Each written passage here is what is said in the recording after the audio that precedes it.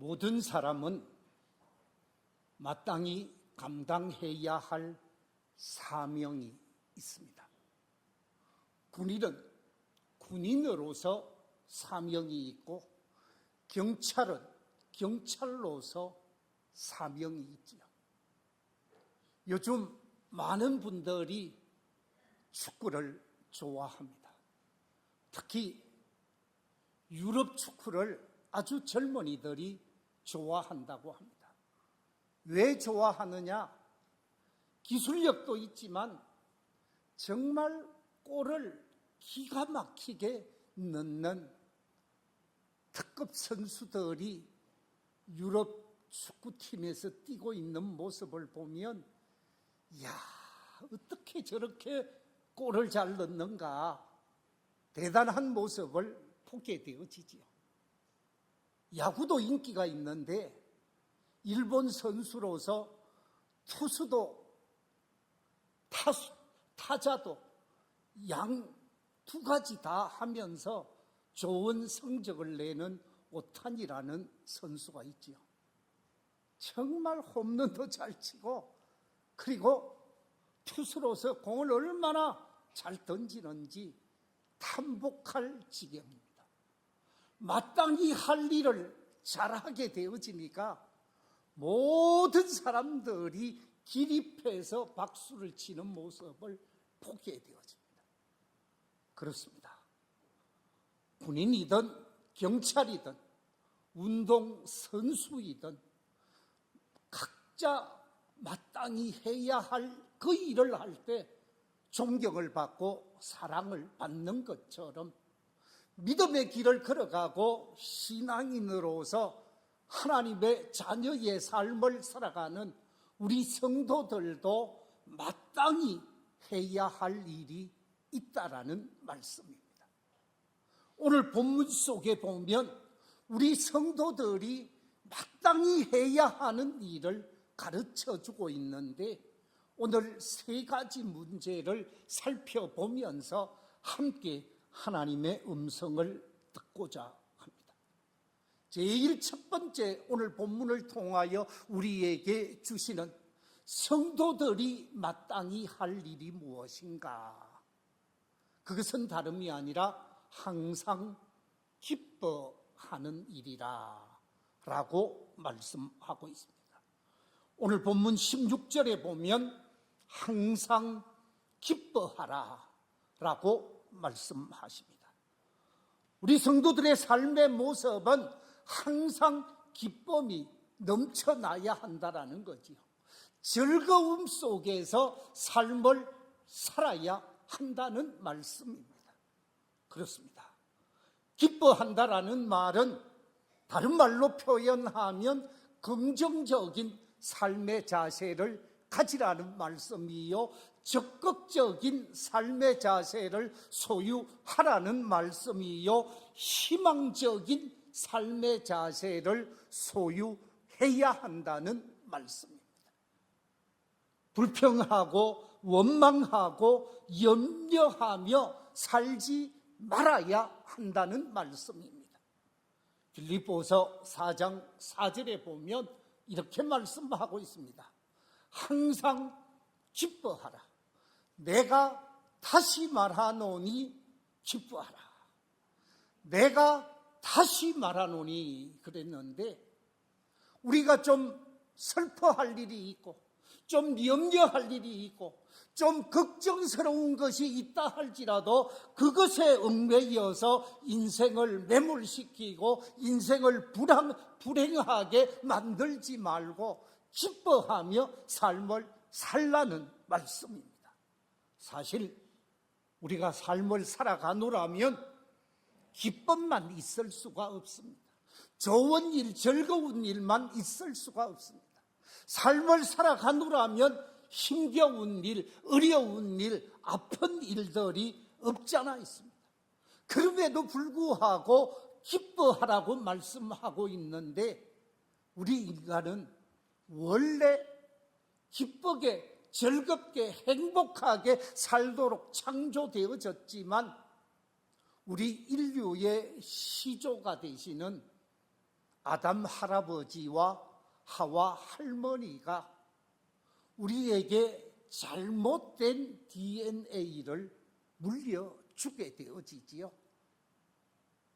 에덴 동산에서 뱀의 유혹을 받은, 마귀의 유혹을 받은 아담과 하와가 따먹지 말아야 하는 선악과를 따먹게 되어지고, 그 선악과를 따먹게 되어지면서 말씀과 벗어난 삶을 살게 되어지면서 이 아담과 하와를 통한 죄성이 우리 인간에게 내려오고 있는 것입니다. 이 DNA, 잘못된 DNA가 우리에게 내려오면서 우리 속에 죄성이 우리를 사로잡게 되어지고, 그 죄성에 사로잡힌 인간은 기뻐하고 즐거워하기보다는 염려하고 걱정하고 근심하며 고통과 탄식 속에서 인생을 살아가는 사람들도 없잖아 있습니다. 이런 절망적인 인간, 죄와 허물로 인하여 죽을 수밖에 없고 눈물과 탄식의 나날을 보내고 있는 우리 인간을 위하여 사랑의 하나님, 자비의 하나님께서 이 땅에 구원자 예수 그리스도를 보내주셨습니다. 예수 그리스도를 이 땅에 보내주셔서 우리의 모든 죄성과 우리의 허물과 우리의 잘못을 다 대속하기 위하여 예수님을 이 땅에 보내주심과 동시에 십자가 대속의 주가 되게 하셨습니다. 우리의 크고 작은 모든 죄악의 문제를 십자가 위에 걸어지게 되시고 죄사함 받게 하시는 놀라운 대속의 역사를 이루시게 되어지신 거지요. 그래서 그 예수 그리스도를 믿음으로 말미암아 죄로부터 자유함을 얻게 되어지고 죄인이 아닌 의인으로 구원받은 사람으로 삶을 살게 되어질 것임을 분명히 선언하신 말씀이 요한복음 3장 16절의 말씀입니다. 우리 같이 요한복음 3장 16절의 말씀 한번 읽어보겠습니다. 시작. 하나님이 세상을 이처럼 사랑하사 독생자를 주셨으니 이는 그를 믿는 자마다 멸망하지 않고 영생을 얻게 하려 하심이라. 할렐루야. 그를 믿는 자마다 멸망하지 않고 영생을 얻게 하시는 놀라운 축복의 역사가 십자가 주님으로부터 시작되어졌습니다. 그 예수 그리스도를 믿게 되어지고 그 예수 그리스도를 나의 주 나의 하나님으로 모셔드리는 사람들은 모든 죄와 허물로부터 벗어나게 하시고 죄사함 받게 하셔서 하나님의 자녀가 되어지고 천국 시민으로 구원의 길을 걷고 영생의 길을 걷게 되어지기에 우리는 기뻐해야 하는 것입니다. 요한복음 5장 24절에서도 이렇게 말씀하고 있습니다. 내가 진실로 진실로 너희에게 이르노니 내 말을 듣고 또 나 보내신 이를 믿는 자는 영생을 얻었고 심판에 이르지 아니하나니 사망에서 생명으로 옮겼느니라. 할렐루야. 이 자리에 계신 우리 모든 성도님들은 사망의 자리에서 생명의 자리, 영생의 자리로 옮겨진 사람들, 구원받은 하나님의 사람들인 줄로 믿습니다. 그래서 기뻐해야 하는 거예요. 내가 잘못이 있고 내가 부족이 있고 내 속에 아름답지 못한 허물이 있다 할지라도 하나님이 우리를 자녀 삼아 주셨고 죄와 사망의 문제를 해결해 주셨기에 구원받은 하나님의 사람이 되셨기에 영생을 얻을 사람이 되셨기에 우리는 늘 기뻐하며 살아야 하는 것이지요. 주님이 주신 구원, 주님이 주신 영생으로 늘 기뻐하며 믿음의 길을 걸어가는 아름다운 성도들이 되시기를 주의 이름으로 축원합니다. 두 번째, 우리 성도들이 마땅히 기뻐해야 할 일이 무엇인가? 우리 성도들이 마땅히 할 일은 쉬지 않고 기도하는 삶이라고, 기도하는 일이라고 오늘 본문 17절 속에서 말씀하고 있습니다. 쉬지 말고 기도하라. 우리가 인생을 사노라면 좋은 일만 있고 기쁜 일만 있고 즐거운 일만 있는 것이 아니라 어려운 일도 있고 아픔의 일도 있고 절망적 상황도 경험하게 되어집니다. 그때 기뻐하는 우리의 삶의 현장에서 문제가 있을 때 이것 때문에 염려, 걱정, 절망할 것이 아니라 능력의 주, 소망의 주, 문제 해결의 주가 되시는 하나님 앞에 기도하라는 거죠. 이 자리에 계신 우리 성도님들이 삶의 현장에서 크고 작은 문제가 있을 때 이것 때문에 절망하고 이것 때문에 낙심 속에 있는 사람이 아니라 하나님 앞에 나와서 기도하며 문제를 해결할 수 있는 복된 성도들이 다 되시기를 주의 이름으로 축원합니다. 우리 주님은 이렇게 말씀하고 있습니다. 마태복음 26장에서 이렇게 말씀합니다. 시험에 들지 않게 깨어있어 뭐 하라고요? 기도하라. 우리가 만약에 문제가 있고 어려움이 있고 정말 심경 문제가 있을 때 이것 그냥 방치하고 고민하면 시험 들게 되어지고 믿음을 잃어버리게 되어지고 하나님을 등질 수도 없잖아 있지요. 그런데 그 문제를 골방으로 가지고 들어가서 하나님 앞에 간절히 기도하게 되어지면 문제의 해결자가 되시고 일을 이루시고 일을 성취하시는 하나님께서 합력하여 선을 이루시는 하나님이신 줄로 믿습니다. 에스더서에 보면 유다 민족에게 큰 위기가 찾아오게 되어집니다.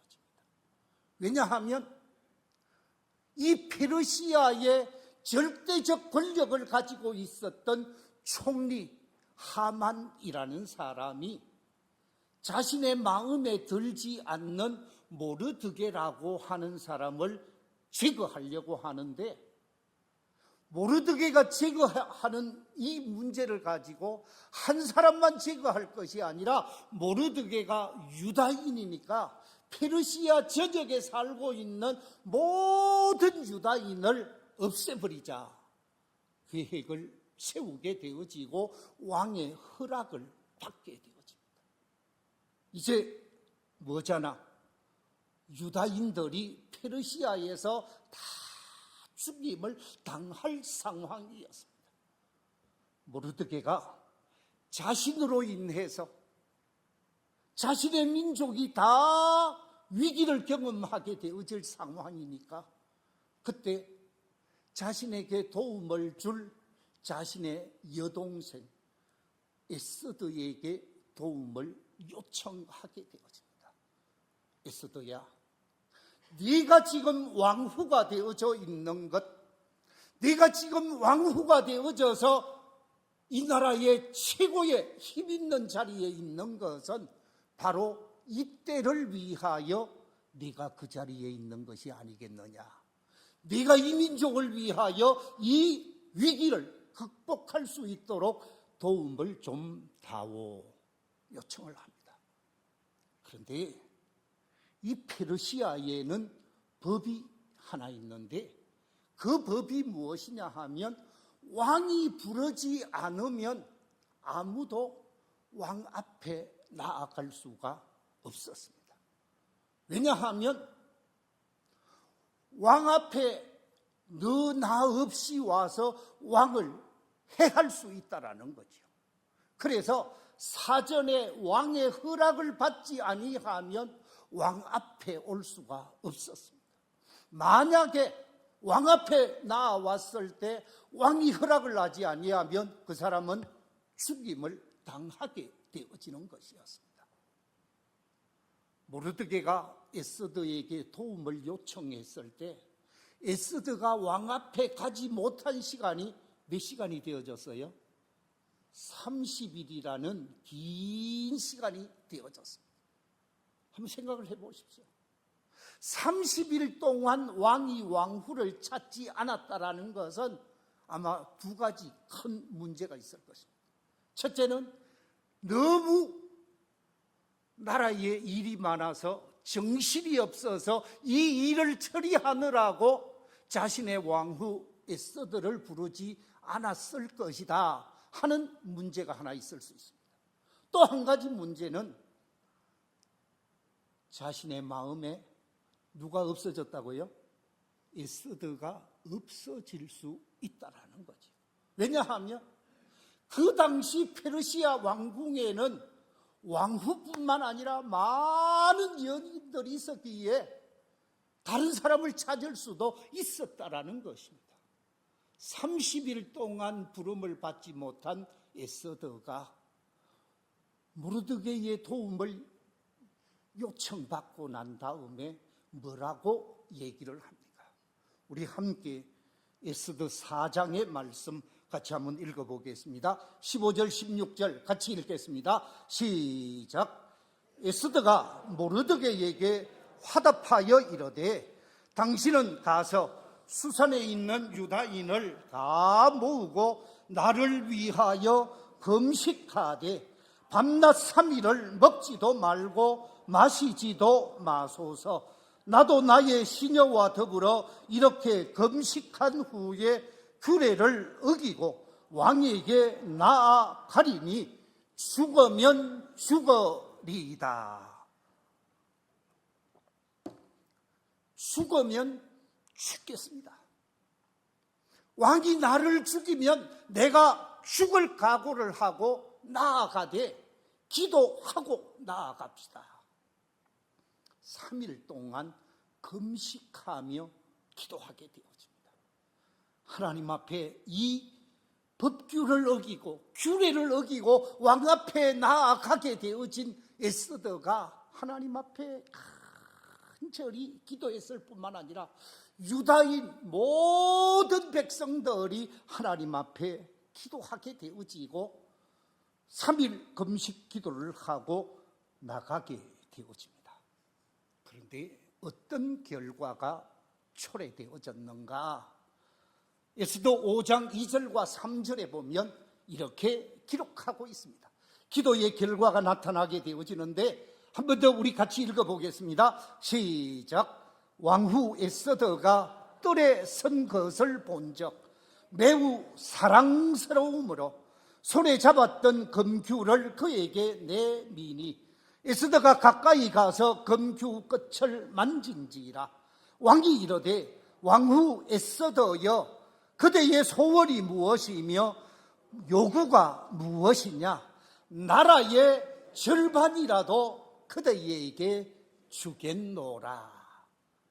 아마 국사가 너무 바빴는지 모르지만 자신의 아내를 30일 동안 보지 못하고 자신의 아내가 자신의 눈앞에 와 있을 때에 그 에스더가 사랑스러워 보였다라는 거예요.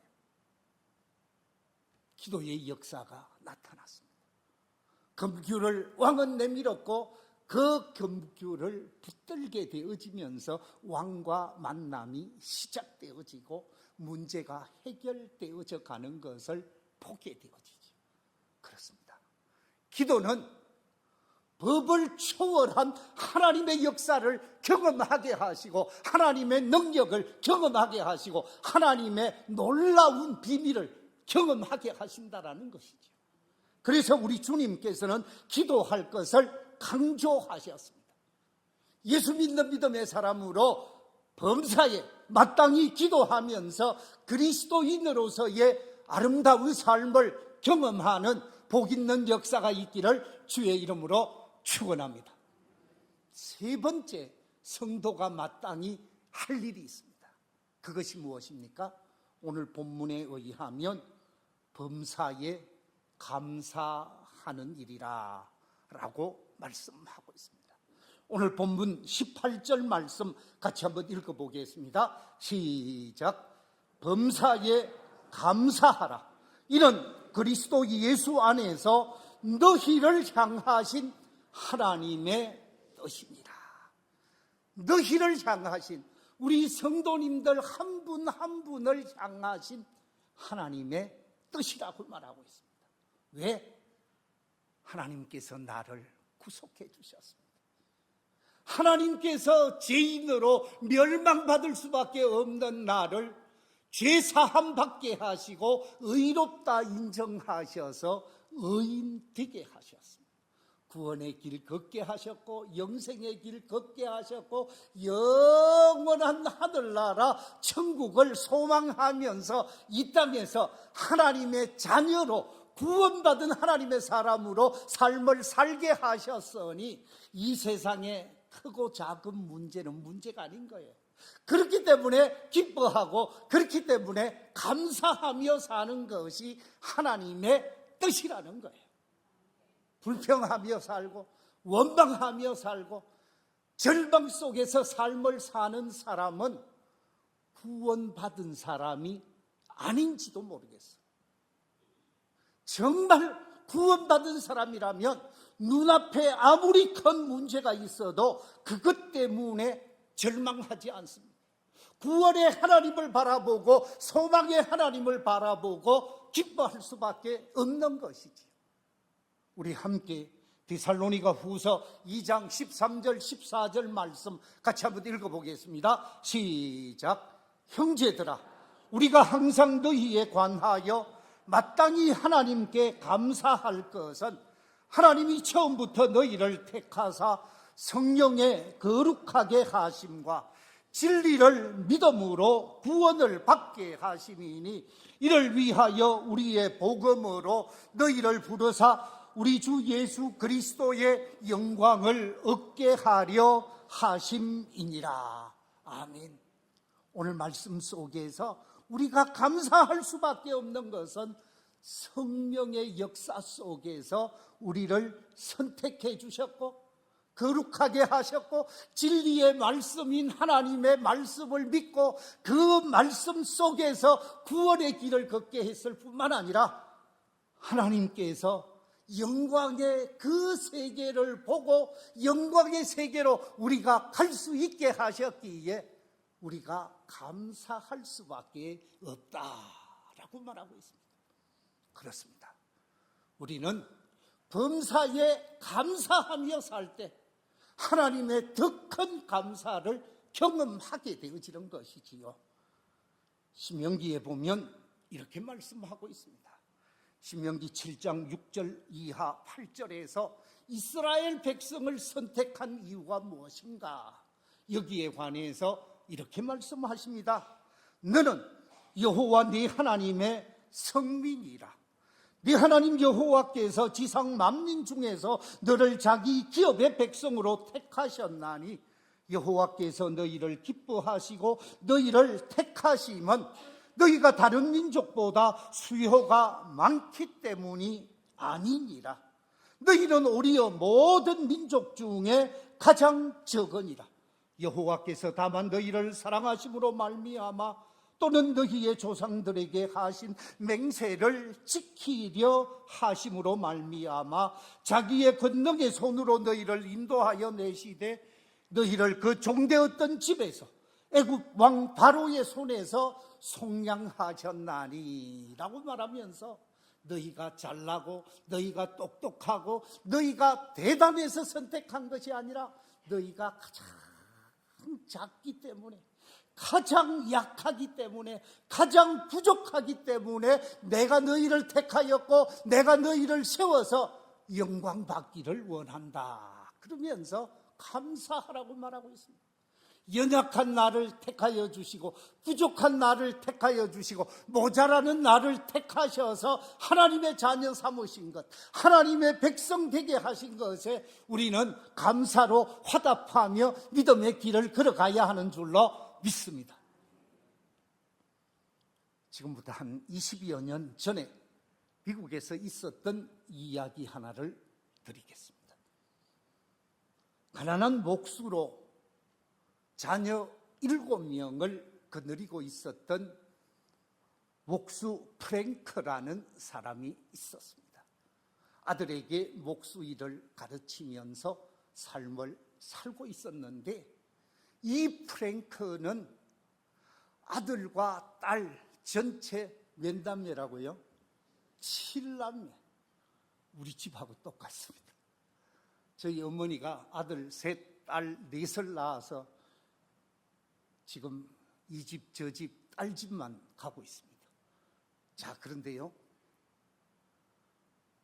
프랭크가 자녀를 올망졸망 7을 낳았는데, 7 낳는 거야 문제가 아니고, 문제는 우리나라처럼 전세가 있어서 법으로 이 집에 들어가면 2년, 3년 계약을 하면 또 더블로 한 번 더 하게 되면 4년 아니면 6년 이상 전세를 살잖아요. 근데 미국은 전세 제도가 없습니다. 계약금 얼마를 주고 월세를 주는 그런 생활을 하는 거예요. 자녀 7을 데리고 이 집, 저 집 이사를 가는데, 가는 집집마다 문제가 일어나는 거예요. 아이들이 얼마나 활달하고 얼마나 건강한지, 아이들이 열심히 집에서 놀다가 보면 주인집에서 이번 달만 있다가 나가 주십시오, 이번 달만 있다가 나가 주십시오 하니까, 이 프랭크가 자신의 아내와 함께 7남매 자녀를 키우면서 이게 이만저만 힘든 게 아니에요. 그래서 돈을 끌어모으기 시작합니다. 처갓집에서도 좀 가지고 오고, 어른한테도 좀 빌리고, 자신이 가지고 있었던 돈도 좀 보태고, 모자라는 돈 은행에서 빌리게 되어지는데, 은행에 빌린 돈만 15만 불이었다고 합니다. 꽤 큰 돈을 빌려서 이사 다니기가 너무 힘들어서 초라한 집을 한 채 샀습니다. 이 초라한 집을 한 채 샀으니 이 가난한 프랭크는 더 열심히 애를 써야 되지만 늘 감사하면서 내게 7명 자녀 주신 것도 감사하고 일을 허락하신 것도 감사하다고 생각하면서 오락하는 일터에는 다 가는 거예요. 저 멀리 다른 주까지 가서 일을 하게 되어졌다고 합니다. 어느 날 프랭크 씨가 뉴저지 템파이크 고속도로를 자기 흐름한 차를 몰고 달리고 있는데, 고속도로 한쪽에 아주 멋진 스트레치 리무진이라고 하는 말은 평상시 리무진보다 훨씬 큰 긴 리무진, 아마 여러분 보셨는지 모르겠는데, 리무진이 고속도로 가에 서 있는데, 회장님은 그 차 안에 있고 기사가 손을 들어서 막 도움을 요청해도 모든 차들이 다 지나가 버렸는데, 나한테 차 고칠 수 있는 옛날에 타이어 그 가게에 근무한 적이 있었던 모양이죠. 그래서 이 자동차 정비도 좀 아는 사람이라고 해서 본인에게 이 사람이 도움을 요청하니까 기쁨으로 가서 자기 차를 세워놓고 타이어 펑크 난 걸 도와주려고 다가가게 되어집니다. 그런데 보니까 스피어 타이어가 없는 거예요. 그래서 자신에게 있는 스피어 타이어를 땀을 뻘뻘 흘리면서 교체해 주었습니다. 교체를 하는데 회장은 기사를 보고 추궁을 하는 거예요. 미리미리 점검하지 아니하고 막 차를 이렇게 놓아두었다.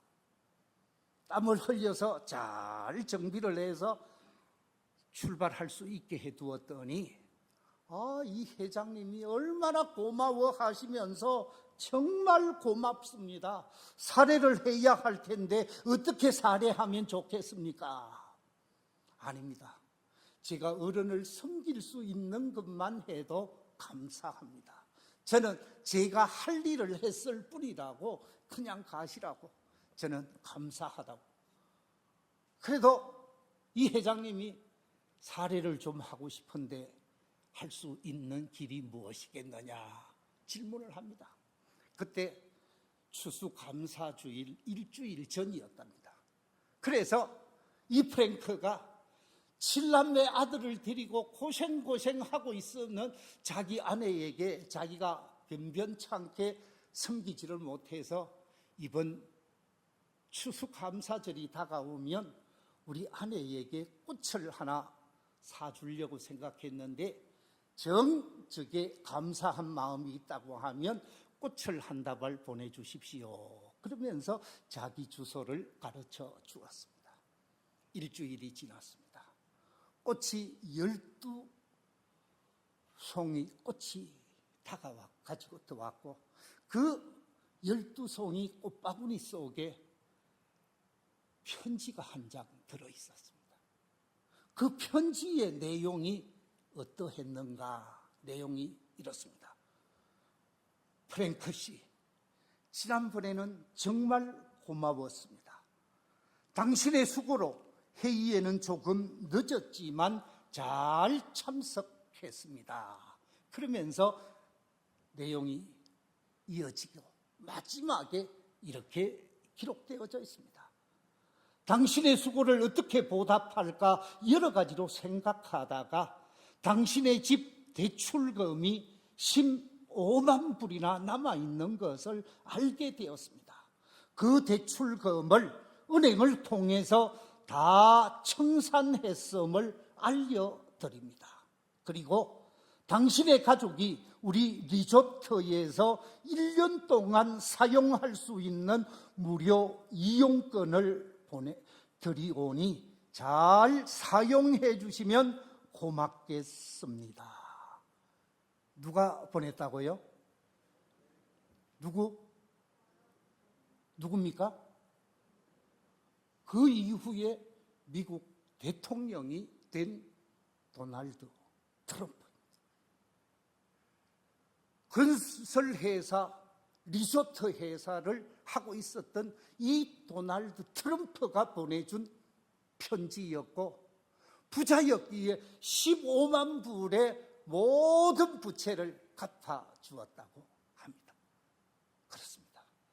감사로 응답하니까 그 감사가 훨씬 더 큰 감사로 돌아오게 되어졌을 뿐만 아니라 도널드 트럼프가 대통령이 되어졌고 한번 떨어지고 지금 2차 대통령이 되어져 있지요. 무슨 얘기입니까? 감사하면 더 큰 감사할 일이 생긴다라는 거죠. 우리는 범사에 불평하고 범사에 원망하고 짜증내는 삶이 아니라 감사하며 삶을 사는 저와 여러분이 되어져야 하는 줄로 믿습니다. 아마 여러분은 이분을 다 아실 것입니다. 책을 한 권 소개하겠는데 이 긍정적 사고의 저자, 아마 노먼 빈센트 필 박사는 대한민국에 아주 잘 알려진 긍정적 사고의 창시자입니다. 이 노먼 필 박사가 어느 날 기차를 타고 여행을 하게 되어집니다. 우리나라도 보면 중간에 이 테이블이 있고 앞뒤 마주보는 그런 기차 칸이 있잖아요. 아마 그 자리에 앉았던 것 같아요. 그래서 앞에 내외가 앉아있고 본인이 앉아있는데 긴 시간 여행을 하는데 앞에 앉아있는 남자의 부인 되는 분이 자꾸 불평을 하는 거예요. 기차가 더럽고 친절하지도 않고 청소도 옳게 안 되어 있고 냄새도 나고 뭐 별로 냄새도 안 나는데 어쨌든 뭐 시트가 지저분하다더니 청소가 잘 안 됐다더니 그러면서 계속 이런 기차를 왜 타고 갔느냐고 그러면서 남편한테 불평을 하는 겁니다. 이 남편이 민망했던지 앞자리에 앉아있는 이 빈센트 필 박사에게 이렇게 이야기를 하게 되어집니다. 저는 변호사이고 제 아내는 제조업자입니다. 이해해 주십시오. 아니, 변호사인 것은 알겠고 아내가 무슨 제조업자입니까? 하고 물었습니다. 그랬더니 이분이 그렇게 대답을 합니다. 제 아내는 항상 불평을 만들어내는 불평 제조업자입니다. 사랑하는 성도 여러분, 집에서 혹 불평 제조업자로 삶을 살고 있지는 않습니까? 아내에게 불평만 하고 남편에게 불평만 하는 불평 제조업자가 되어지면 더 많은 불평, 더 많은 아픔이 초래되어집니다. 그러나 감사하게 되어지면, 즐거워하게 되어지면 불평이 없어지고 염려가 없어지고 기쁨과 감사할 일이 점점 더 많아지게 되어진다는 거예요. 우리는 교회생활, 가정생활, 직장생활, 사회생활 속에서 불평하는 사람이 아니라 감사로 믿음을 나타내는 복된 성도들이 되시기를 주의 이름으로 축원합니다. 말씀을 맺겠습니다. 우리 성도들이 마땅히 해야 할 일, 그것은 다름이 아니라 기뻐하는 것이고 기도하는 것이고 감사하는 것입니다. 감사로 하나님께 영광을 돌리며 하나님의 뜻을 이루는 복된 성도들이 다 되시기를 우리 주님의 이름으로 축원합니다.